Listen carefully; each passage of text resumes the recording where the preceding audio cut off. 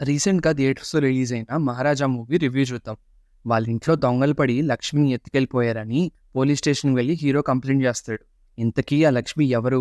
చివరికి ఏమైంది? అనేదే మూవీ స్టోరీ. ఇంతకన్నా ఈ మూవీ స్టోరీని నేను చెప్పకూడదు అండ్ మీరు వినకూడదు కూడా. ఇంకా ఈ మూవీలో పాజిటివ్స్ విషయానికొస్తే ఈ మూవీ మెయిన్ హీరో ఈ మూవీ తాలూకా స్క్రీన్ ప్లేనే. అంటే ఈ మధ్యన మీరు యూట్యూబ్‌లో రివ్యూ ఇచ్చే వాళ్ళ దగ్గర నుండి కానీ ఆర్ మీకు పర్సనల్‌గా ఒక మూవీ చూసిన తర్వాత అరే! ఈ మూవీ చాలా బోరింగ్‌గా ఉందే, లేకపోతే చాలా లాగ్ ఉందే అని అనిపించే ఉంటది కదా! దీనికి main reason is predictability.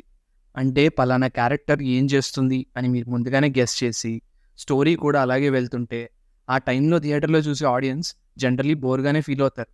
But సింపుల్‌గా ఉండే ఈ స్టోరీని వెల్ రిటెన్ స్క్రీన్ ప్లేలో ప్రెజెంట్ చేశారు డైరెక్టర్ మనకి.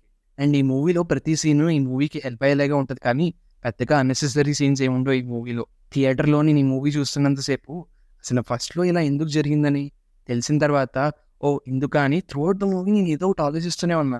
Which is rarely happening these days. ఇంకా ఈ మూవీలో పెర్ఫార్మన్సెస్. విజయ్ సేతుపతి గారి గురించి మనం ఏం మాట్లాడతాం bro. He is a proven actor. But ఈ మూవీలో అనురాగ్ కశ్యప్ గారు కూడా చేశారు. అంటే విలన్ అంటే చాలా క్రూరంగా యాక్ట్ చేయాలని కాకుండా, చాలా న్యాచురల్‌గా యాక్ట్ చేశారు. Which is good. Mamata Mohan Das గారి క్యారెక్టర్ ఇంకొంచెం ఎక్కువ సేపు ఉంటే బాగుండేదనిపించింది. ఆల్సో హీరో వాళ్ళ డాటర్‌గా యాక్ట్ చేసిన అమ్మాయి కూడా చాలా బాగా చేసింది.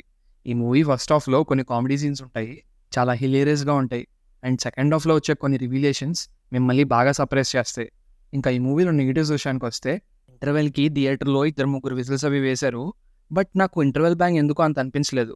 ఇప్పుడు నేను ఎందుకు అని చెప్పాననుకోండి, అది స్పాయిలర్ అయిపోతుంది. అండ్ ఈ మూవీ చూసిన తర్వాత ఫస్ట్ టైమ్ తమిళ్ మూవీ తమిళ్‌లోనే చూస్తే బాగుండేదనిపించింది. డబ్బింగ్ మీద కొంచెం కేర్ తీసుకోవాల్సింది.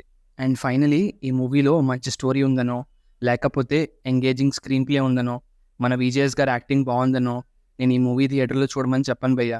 ఈ మూవీతో మెయిన్ ప్రాబ్లమ్ ఏంటంటే, మీరు ఇన్‌స్టా రీల్స్‌లో గానీ, యూట్యూబ్ షార్ట్స్‌లో గానీ, మీ గ్యాంగ్‌లో బాగా ఎక్సైట్ అయ్యే ఫ్రెండ్ వల్ల గానీ, ఈ మూవీలో చిన్న ప్లాట్ ఆర్ స్టోరీ లైన్ గురించి మీకు తెలిసినా, మీరసలు ఈ మూవీని ఎంజాయ్ చేయలేరు.